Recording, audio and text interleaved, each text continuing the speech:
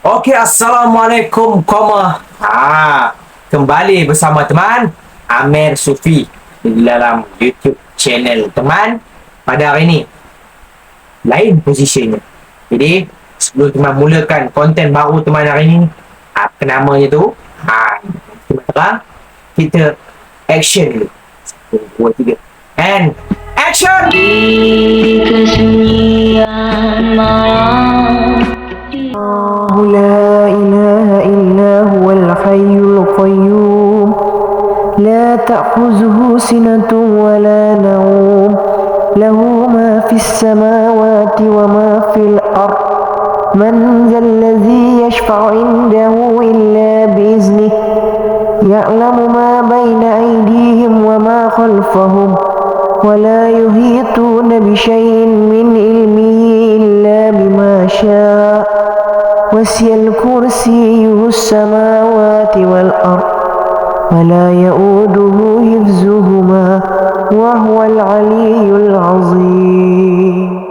Okey, komo bersama teman semula Amir Sufi. Teman pakai cincin dengan jam jap. Senang nak tengok waktu tu berapa kan. Sampai nak 9 minit. Pagi. Hujan. Okey, jadi pada hari ni konten baru teman adalah seperti yang kamu tengok dalam thumbnail itu adalah apakah itu. Ini adalah konten terbaru teman yang teman buat pada hari ini dah, yang teman asaskan, yang bertajuk apakah itu, iaitu adalah berkisahkan dengan cerita-cerita konspirasi seram di dalam masyarakat Melayu agama Islam kita ini. Jadi pada siri pertama ini, episod yang pertama ini adalah tajuknya apa? Saya lagi teman cerita, tapi yang pertamanya adalah teman yang minta kamu share, like and subscribe. Itu balik. Yang betul dia like, share and subscribe dulu lah. Sama itu. Dan komen juga. Untuk konten terbaru teman ni, apakah itu? Jadi, untuk yang pertama, episod pertama, siri yang pertama ni berkisahkan dengan apa? Yang pertamanya, yang bertajuk adalah penangga. Orang di Semenanjung manggilnya adalah penangga. Jadi, kita teruskan dengan cerita yang pertama, episod pertama ini, apakah itu penangga. Jadi penangga ini adalah orang kata di kalangan masyarakat Melayu di Semenanjungnya adalah memanggil penangga, ataupun lebih di bahagian Sabah dan Sarawak mungkin ataupun Indonesia, silap maafkan teman, adalah dia memanggil adalah balan-balan, nama lainnya.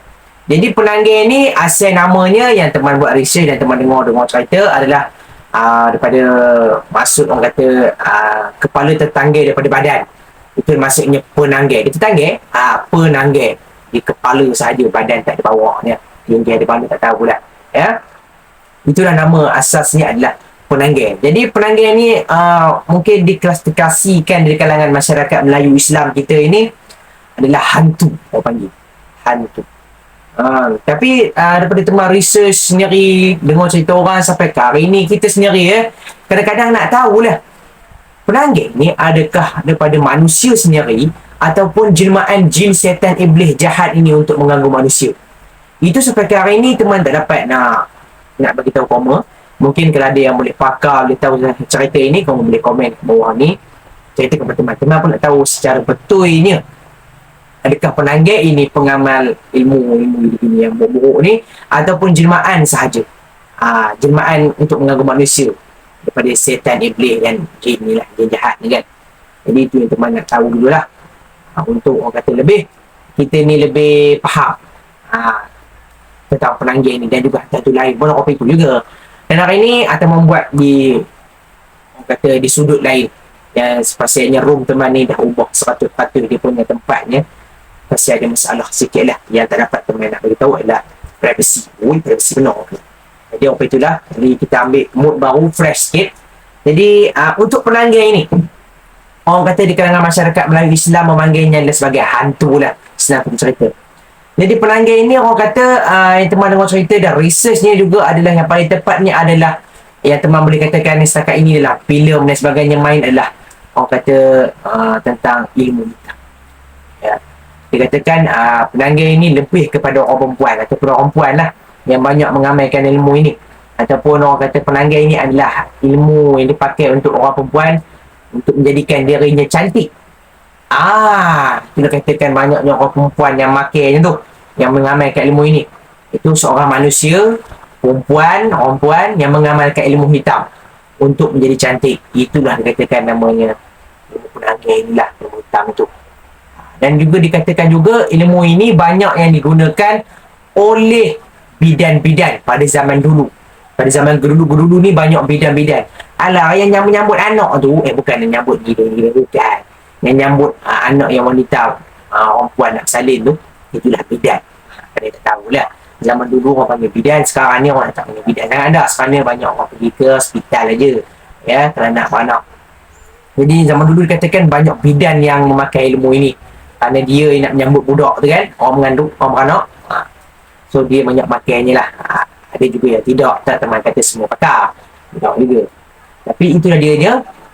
Orang kata penanggai ni ilmu hitam daripada orang perempuan. Ada juga yang mengatakan penanggai ni ada ilmu macam saka juga, turun-temurun daripada tok nenek moyang memang dah penanggai sampai ke dia juga penanggai jugalah. Kan? Ada juga kata orang itu, dan juga ada katakan penanggai ni untuk menjaga harta benda pun ada. Jadi teman tak tahulah mana satu yang lebih orang kata betul, tetapi yang banyak diceritakan adalah daripada untuk kecantikan orang perempuan lah. Jarang kita jumpa orang jantan dia penanggai kan. Tapi kalau ada tu tak tahu kan, Wallahualam lah. Tapi yelah macam dia kata tadi lah, orang kata harta benda untuk kecantikan, dan juga turun-temurun orang pesaka. Itu untuk orang kata latar belakang penanggai ini. Jadi untuk di masyarakat Melayu Islam, penanggai di Semenanjung maupun di Sabah Sarawak yang dipanggil balan-balan, dan juga di Indonesia ini, penanggai ni di antara top 3 yang paling seram lah di kalangan hantu-hantu di kalangan masyarakat Melayu Islam kita ni. Selain pocong, selain Pontianak, selain daripada hantu kaya. Jadi dia ni antara yang terseram juga. Memang bagi teman penanggai ni memang orang kata top 2 lah bagi teman. Memang seram. Memang seram. Kepala sahaja. Kamu rasa kamu berani tengok ke? Kamu tengok ni helmet terbang pun kamu dah takut indak kepala orang terbang. Boleh bercakap pula kan, kamu rasa apa? Kecut man. Kecut ke mana tahu punya kan. Itu penanggai ni antara top 3 lah bagi teman. Top 3, top kamu bagi tak tahulah kan. Kamu confirm lah bagi nombor 1 kamu. Tapi itulah antara top 3 hantu yang paling seram di dalam masyarakat kita orang Melayu ni. Jadi itu untuk penanggai latar belakang dia ni. Penanggai ni dikatakan juga dia ni memang keluar waktu malam. Jangan ingat dia keluar waktu siang pula ya. Kokot ada nampak waktu siang teman tak tahulah, Wallahualam lah. Tapi dia memang waktu malam lah. Orang penanggai ni dia siang dia manusia, malam dia jadi penanggai. Itu penanggai. Siang dia jadi manusia elok aja, seri aja, cantik aja. Malam rupanya kepalanya terobah kata orang mengacau. Itu penanggai. Tak adalah siang amaknya, tak ada siang. Terasa teman tak ada siang. Jadi penanggai ni macam kamu tengok dalam filem, macam kamu tengok yang kamu tahu, yang kamu dengar cerita-cerita orang. Penanggai ni memang dia punya target utama dia, kerja dia, tugas dia adalah menghisap darah ataupun makan musuh apa juga lah. Sebab tu dengannya apa azan pula. Dia menghisap darah orang puan beranak. Terutama lagi orang puan beranak anak pertama ataupun orang puan beranak anak sulung. Darah dia tu dia suka. Jadi di masyarakat Melayu tu memang percayalah penanggai ni memang sukalah. Jadi memang itulah kerana dia nak makan darah wanita mengandung anak pertama ni lebih fresh ni, supaya kecantikannya dikatakan akan berkekalan. Memang dia kena cari. Itu dia tak silap teman, salah maaf teman, itu adalah sumpahan dia sampai ke mati dia kena buat. Ilmu hitam penanggai ni susah nak ditanggaikan. Macam mana saka boleh juga kan. Dan penanggai ni amat susah. Tak tahulah, tapi itulah dia kan. Sebab dia dah sebati dengan darah, dah makan ni susah lah kan, untuk kecantikan dia sebenarnya. Jadi itu antara tugas dia ni, penanggai ni. Dia bukan mengacau orang saja, dia membunuh orang, terutama lagi wanita mengandung anak sulung. Anak kedua, anak ketiga teman tak tahulah, tapi memang dia suka jugalah. Tapi yang anak sulung ni lah kan, memang dia suka lah. Sebab itulah di kalangan masyarakat dulu ni, sekarang ni dah moden, macam kamu tahu ya, beranak aja pergi ke hospital, beranak aja pergi ke klinik. Tapi sekarang ni dulu dia memang beranak dia orang macam teman ni, orang papan. Orang papan ni, kamu tahulah, senang dia nak masuk. Tak adalah kata hospital susah masuk kan. Tapi sekarang ni dah moden. Orang kata macam tak logik pun ada orang kata lah. tentang penanggai ni kan. Tapi dulu rumah papan opini dia ada, dia kata macam mana jarang-jarang bawah ni dia akan duduk bawah ni. Jadi bila orang beranak tu dah menitik bawah, dia pun duduk bawah, dia mengisap dia tahu. Jadi itulah dikatakan spekulasi orang dulu ni, macam kamu tahu sendiri, cara untuk menghalang penanggai ni adalah daripada segi sudut duri ataupun benda-benda tajam. Tak kisahlah benda, tapi banyak orang cakap berusurkan benda-benda tajam. Kamu tahu kan, sebab penanggai ni macam kamu tahu, dia punya kepala dia keluar sekali dengan paru, siap teman lah, maaf kalau salah lah, usus dan sebagainya. Kan dia kepala dia keluar ke dalam, dia akan keluar gitu kan, dia akan rentak keluar kan, sampai ke usus dia akan keluar. Jadi duri ni ataupun benda-benda tajam ini, macam duri mengkuar dan sebagainya, orang dulu diletak di tingkap, di pintu, macam kamu tengok filem kan, orang pintu dah. Jadi bila penanggai ni datang ke rumah mereka, yang anak ataupun bini dia pun nak anak pertama ke, anak kedua ke, anak ketiga ke, yang dia mak adik penanggai ni, jadi duri ataupun benda tajam tadi akan tersangkut, akan menyangkut lah dia punya usus ataupun paru, dia akan tersangkut pada duri di tingkap ataupun di pintu tu. Jadi dia tak boleh bergerak dan jumpa dapatlah orang, kamu nak penanggai kan. So itulah dia katakan. Tapi teman tak tahulah benda itu kesahihannya, apa mana kebenarannya benar ke ataupun sekadar mitos saja, teman tak pastilah kan. Tapi dalam filem, cerita-cerita orang itulah dia kan, duri dan benda-benda tajam. Kalau beranak tu letak gunting kat tepi, memang guna gunting pun nak motong tali parut kan. Tapi dia takut benda tajam, tak kira lah, tapi belum benda tajam. Dan bawah rumah pun orang dulu ni banyak menanam pokok neneh, pokok neneh tajam yang bertanam bawah rumah. Jadi bila penanggai tu masuk bawah rumah, ada pokok neneh, dia tahu pokok neneh ni berduri tajam, gunting di rumah, duri mengkuar dan sebagainya. Itu antara yang orang kata untuk menghalang penanggai ni daripada mengacau orang lah, daripada rumah ataupun orang mengandung dalam rumah nak beranak kan. Itulah orang dulu buat. Tapi untuk sekarang ni bagi teman mungkin dah jarang pun, dan penanggai ni tak tahulah sekarang ni ada ke lagi tidak kan. Tapi bagi teman masih ada lagi pun ada yang bercerita kan, tapi sejauh mana kesahihannya kita tak tahu. Jadi antara orang kata macam mana nak tahu seseorang itu penanggai, yang teman buat research dan teman dengar-dengar juga, banyak teman dengar juga kan, adalah orang kata penanggai ni, orang kata dia ni ada beberapa tanda lah yang kita boleh tahu dia ni seorang penanggai. Seorang penanggai, kepala penanggai kan, lebih kurang macam itulah kan. Dia ada kesan di tengkuk kan? Ada kesan di tengkuk. Jadi macam kat sini ada kesan, macam kesan cabut kan, ada. Tak tahulah pula kan, kalau buat pemudahan teman tak pastilah, wallahualam lah. Kamu kena tengok, kaji dah, tanya dulu, kamu ada buat pemudahan ke? Dia kata tak ada lah ini kan. Apa tu, apakah itu, dia dah tajuk kan. Nampak lah kat sini. Tapi kalau orang puan, takkanlah kamu orang jantan nak nyelok tolong, mau kena penyampak mau pula kan, jangan lah. Ini kalau mungkin sesama orang puan kan, nampak dalam jamban, pergi jamban ke NR dia nampak kan. Tapi kita tak tanya lah. Kalau kita tak tanya, kita tahu dia bukan pemudahan, tak tahulah, jangan just cepat sangat siasat dulu. Begitu juga dengan orang jantan. Kot ada orang jantan jadi penanggai, kita pun tahu kan, tengoklah kan. Kot ada itu tanda-tanda yang kita dengar, mitos dan sebagainya, kita tak tahu, Allahualam. Tapi itu dengar cerita orang, mitos, filem dan sebagainya, itulah dia. Dan ada yang orang pernah nampak, dan tanda-tandanya itulah dia. Dan antara tanda-tanda seterusnya adalah badannya kuat berbau cuka. Badan penanggai ni dia kuat bau cuka. Mengikut orang kata, kerana bila dia malam tu dia pergi jadi penanggai tu, dia kepala yang cabut terus terbang berkata pokoknya tu cari wanita buat nak beranak. Badan dia tu ditinggalkan dalam satu tempat tau, yang besar lah badan kita ni, nak ditinggalkan orang mana ke tempat kecil kan. Kan macam dulu dalam peti ais pula. Dulu macam dalam tempayan. Kalau kau menengok orang dulu, dia tempayan dia letak dulu kan, tempayan besar kan. Jadi dia akan letak badan dalam tu, sambil di dalam tu penuh cuka.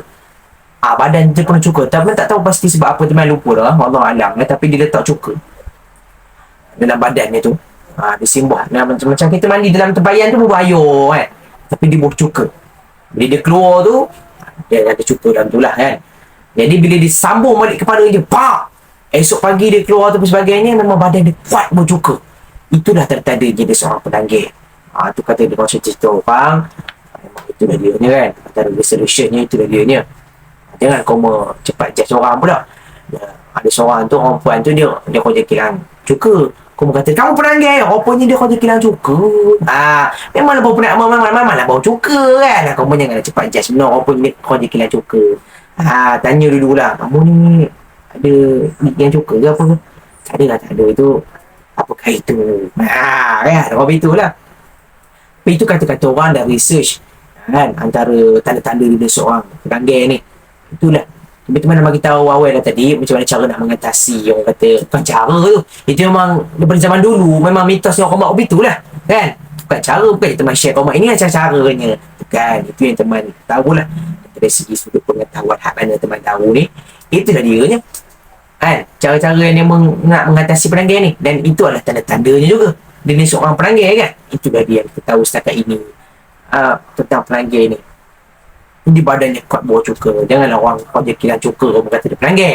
Dah kerja kilang cuka, badan bau cuka lah kan. Kamu kena siasat dulu lah apa-apa pun itu antaranya dan tandanya. Dan juga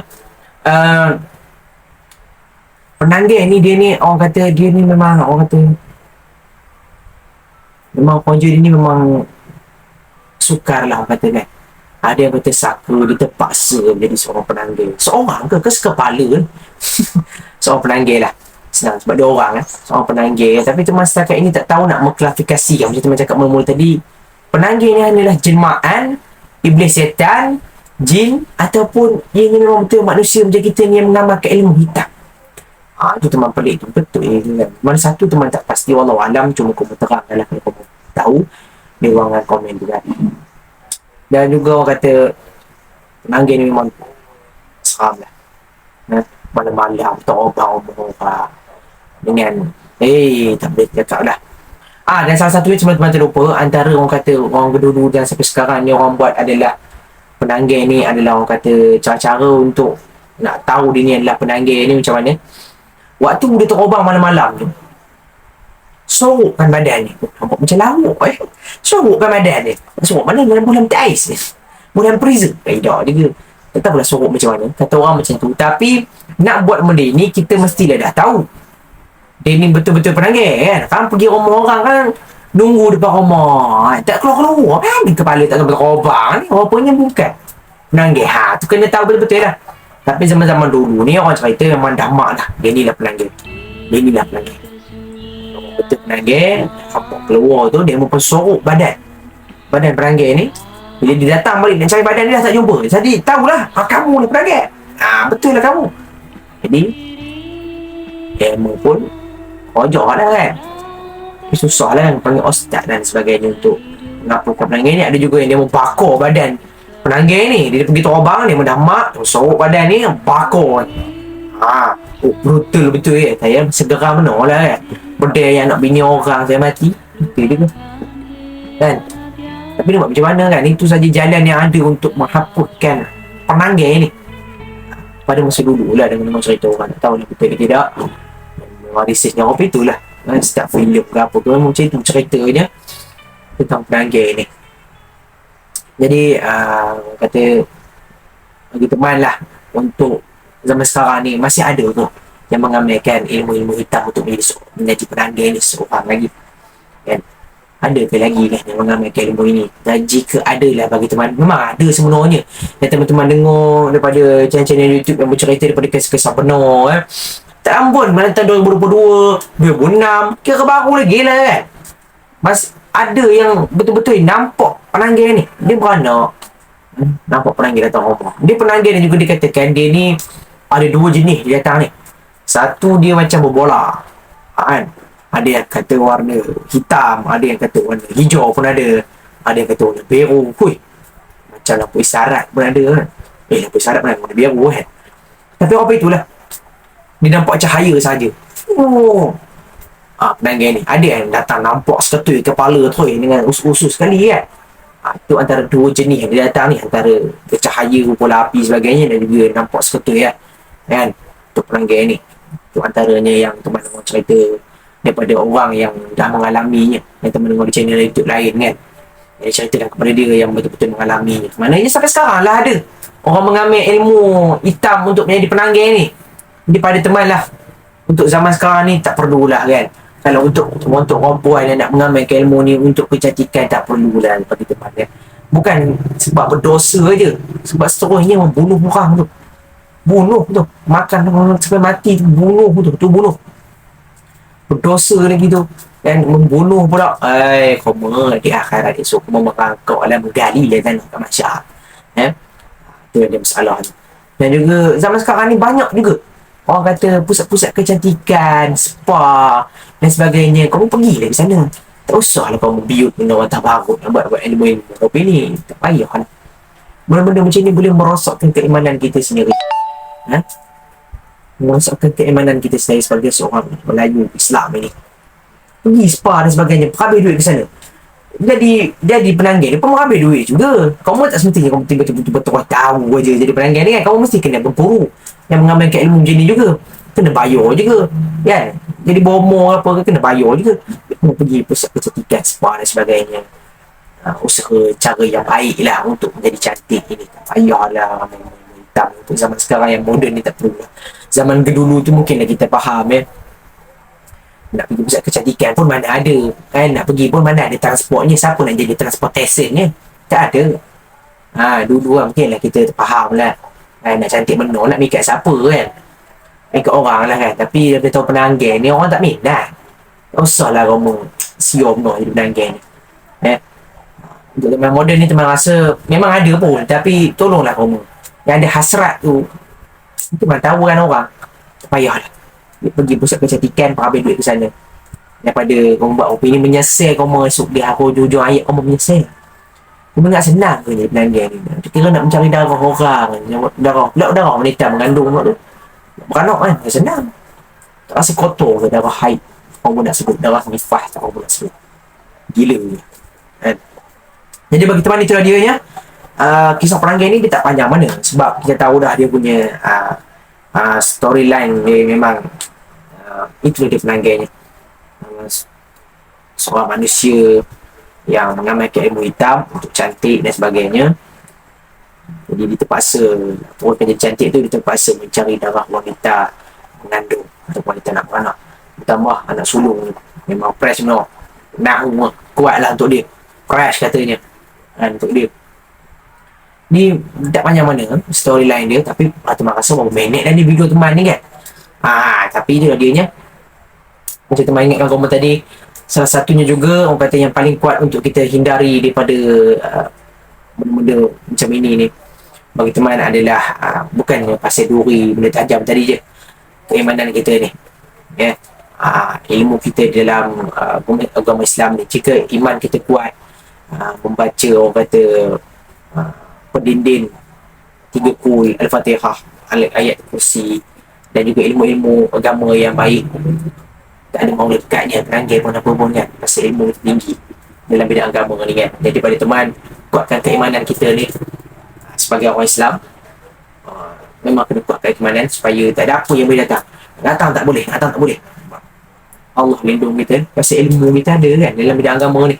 Daripada teman, kita kuatkan ilmu kita dulu, barulah kita ikhtiar dengan cara lain. Ikhtiar orang tadi tu lah, 2 kurang tadi, neneh tajam, itu ikhtiar namanya. Kita jangan harapkan itu bodoh, harapkan dulu lah kan. Tak mahu. Kita sendiri tu, iman kita dalam Islam tu kena kuat lah, dinding kita kena kuat dengan baca ayat dan sebagainya kan. Jadi bagi teman, itu sajalah untuk episod pertama ni, siri pertama. Jadi pada kamu semua yang mungkin tengok orang kata konten pertama teman ni, iaitu apakah itu ini, dengan episod pertamanya adalah ini dia penanggal ataupun balan-balan ni. Kamu boleh komen di ruangan komen tu, mungkin ada nak episod 2 tu nak cerita pasal hantu apa pula, pon cik pon ke cik chong ke kan. Tapi bagi teman pun dah plan untuk episod 2 tu nak apa. Tapi kalau kamu ada saja, teman boleh dengan suggestion kamu je, teman boleh buat research sikit dan sebagainya. Boleh teman cerita pada kamu kan, tentang apa yang kamu nak tu. Jadi terima kasih kepada teman untuk konten pertama pada hari ini, iaitu apakah itu, dengan tajuknya adalah penanggal ataupun balan-balan. Jadi macam teman ingat kamu tadi, lah kita selama kuatkan imanan kita supaya kita hindari daripada benda-benda yang buruk ini. Itu saja teman. 1, 2, 3, action daripada Anda Sufi. Bye, assalamualaikum.